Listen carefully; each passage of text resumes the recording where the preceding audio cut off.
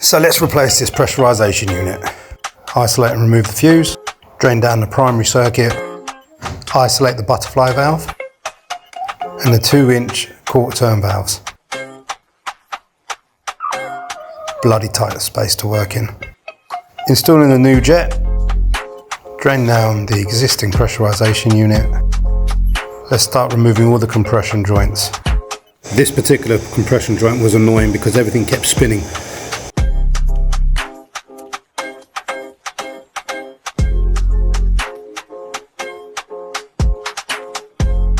Once disconnected, wiggle and wiggle and wiggle until that thing comes off.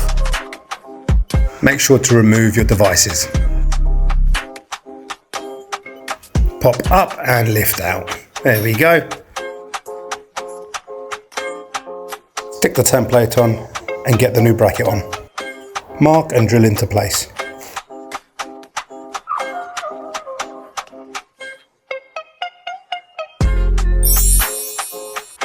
And that's hung up, let's get the plumbing done. I absolutely love this tool. Replace the washer, mains cold inlet is installed, new isolation, so let's pipe up to the primary circuit. Pipework dry fitted, let's get soldering. Soldering's been done, a little bit of bogey there, but it's fine.